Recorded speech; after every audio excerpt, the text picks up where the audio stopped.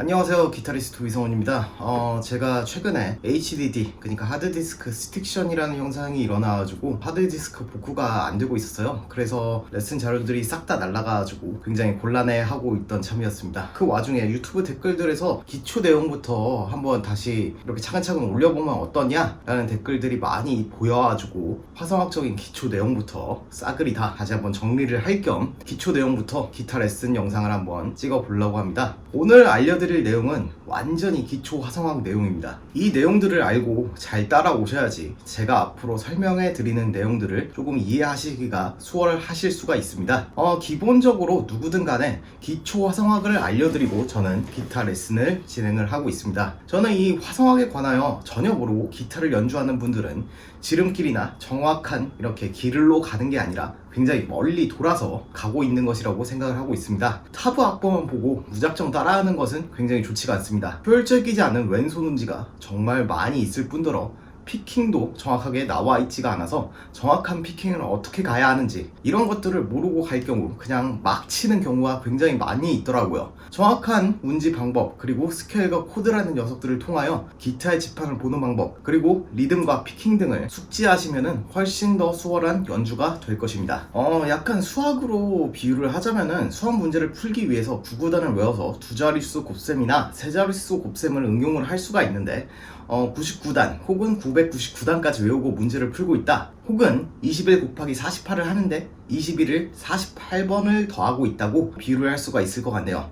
21을 48번 더하는 와중에 중간에 한 번이라도 실수가 있으면 굉장히 결과물이 좋지가 않겠죠. 자, 그래서 기초 화성학부터 잘 따라오셔야지 앞으로 제가 레슨을 해드리는 내용에 대해서 이해를 하시고 잘 따라오실 수가 있을 것입니다. 지금 설명해드리는 내용은 수학을 잘 하기 위해서 수학 공식을 외운다, 혹은 영어를 잘 하기 위해서 알파벳을 외운다 라고 생각을 하고 따라와 주시면 될 것 같습니다. 자, 그러면 첫 번째로 C 메이저 스케일에 대해서 설명을 해드리도록 하겠습니다. 자, 이 C 메이저 스케일이란 무엇이냐면은 우리가 흔히 알고 있는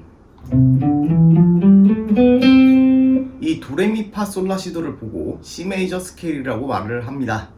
C가 도, D가 레, E가 미, F가 파, G가 솔, A가 라, B가 시, C가 다시 도라고 표현을 합니다. 우리나라에서는 교과서에서 이 C 메이저 스케일을 다 장조라고 써두기도 했습니다. 그러니까 영어에서 알파벳을 A를 가, B를 나, C를 다 이런 식으로 번역을 해둔 것이죠. 우리나라에서 실용음악 화성학은 정말 웃기게도 기초 내용들은 번역을 이런 식으로 해두고 나머지는 다 영어여서 초반에 영어 이름을 모르면은 이런 화성학 지식들이 나중에 헷갈릴 수도 있으니까 영어로 표기하는 방식까지 이렇게 알려드리도록 할 것입니다. 자, 지금 제가 띄워놓은 피아노 건반을 한번 보실게요. 자, 이 피아노를 쳐보신 분들은 아시겠지만 흰색 건반을 다 이렇게 차례대로 치르면은 도레미파솔라시도죠. 그 사이에 검은 건반들이 이런 식으로 있을 겁니다. 검은 건반을 포함해서 이렇게 한 칸 한 칸 올라가면은 피아노 건반 안에서는 반음씩 올라갑니다. 그런데 보면은 검은 건반이 중간에 없는 녀석들이 있죠. 그 사이가 바로 반음 관계를 이루고 있는 녀석들이다 라고 외워두시면 좋습니다. 보시다시피 검은 건반이 없는 곳은 미파 그리고 C도입니다. 그러니까 EFBC예요. 여기서 C를 1도 혹은 루트, 우리나라에서는 근음이라고 표현을 하고 C를 기준으로 D는 2도, E는 3도, F는 4도, G는 5도, A는 6도, B는 7도, 한 옥타브 위에 있는 C는 8도라는 표현을 씁니다. 결론적으로 3, 4도와 7, 8도가 반음 관계를 이루고 있으며 나머지 음들은 한음 관계를 이루고 있는 것들을 보고 메이저 스케일이라고 합니다. 그 다음에는 원래 음에서 반음이 올라가는 것을 표기를 할 때 우리는 샵이라는 표기를 씁니다. 그리고 반음이 내려가는 것을 플랫이라는 표기를 씁니다. C샵에서 샵을 한 번 더 시켜서 반음을 더 올려버리면은 C 더블 샵이라는 표현을 씁니다.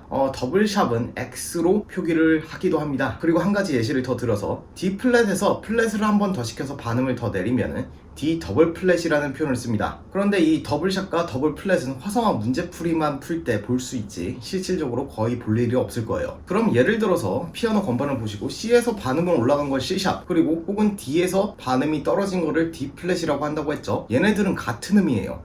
E에서 반음 떨어진 게 E 플랫, D에서 반음 올라간 게 D 샵이죠. 이놈들도 같은 음입니다. 한국에서는 이것을 이명동음이라고 부릅니다. 그냥 같은 음이라고 인식하고 가시면 좋을 것 같네요. 자, 그럼 C 메이저 스케일이 있으면은 D 플랫부터 시작을 해가지고 3, 4도와 7, 8도가 반음 관계를 이루고 나머지는 하는 관계를 이루고 있는 D 플랫 메이저 스케일이 있을 것이며, 그 이후에 D 메이저 스케일, E 플랫 메이저 스케일, E 메이저 스케일, F 메이저 스케일, G 플랫 메이저 스케일, G 메이저 스케일, A 플랫 메이저 스케일, A 메이저 스케일, B 플랫 메이저 스케일, B 메이저 스케일들이 있겠죠. 이런 식으로 존재하는 메이저 스케일이라는 녀석은 제가 언급한 12개가 존재하게 됩니다. 혹은 누군가는 C샵 메이저 스케일도 있지 않느냐 라고 저한테 질문을 주시는 분들이 있는데, 화성학적으로는 물론 만들 수가 있어요.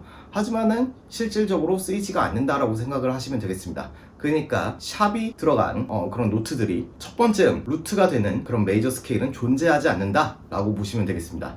그리고 이 메이저 스케일에서 6번째 음부터 시작하는 스케일이 마이너 스케일이라는 녀석입니다. 그러니까 C 메이저 스케일의 6번째 음이 뭐죠? 도레미파솔라 라가 되겠죠. 이 A부터 시작하는 이 녀석이 바로 A 마이너 스케일이라는 녀석이 됩니다. 그러니까 이 놈을 연주를 해보면은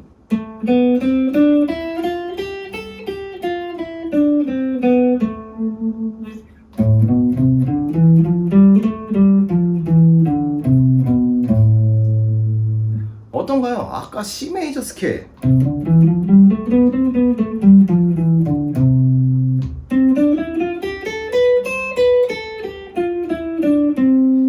얘보다 마이너 스케일이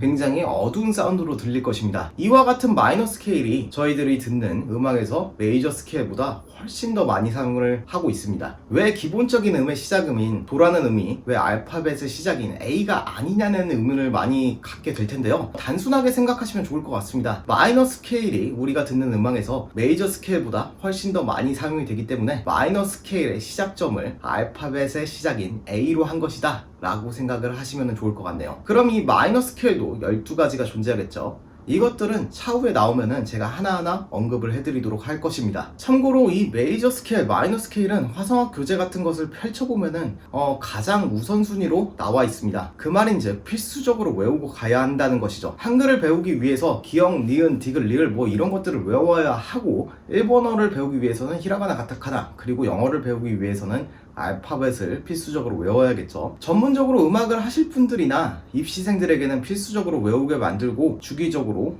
레슨을 하다가 중간중간에 검사를 하는 편입니다. 존재하는 12개 메이저 스케일, 마이너 스케일을 외우고 있으면은 앞으로 화성학적인 음정, 코드 계산들이 정말로 쉬워집니다. 그렇다고 취미로 하시는 분들에게 무조건 필수적으로 외우라고 하지는 않습니다. 설명을 할 때만 한 번씩 언급을 해드리는 편입니다. 예를 들어서 A 메이저 스케일이다 하면은 라, 시, 도, 샵, 레, 미, 파, 샵, 솔, 샵, 라 이런 식으로 음이 나온다. 혹은 C 마이너 스케일이다. 도, 레, 미 플랫, 파, 솔, 라 플랫, 시 플랫, 도 이렇게 나온다. 이런 식으로 언급을 해드리고 넘어갈 것입니다. 자, 기초적인 화성학 내용은 오늘 여기서 마무리하도록 하겠고요. 다음 시간에는 기본적인 기타의 메커니즘 그리고 튜닝을 하는 방식에 대해서 설명을 해드릴 것입니다.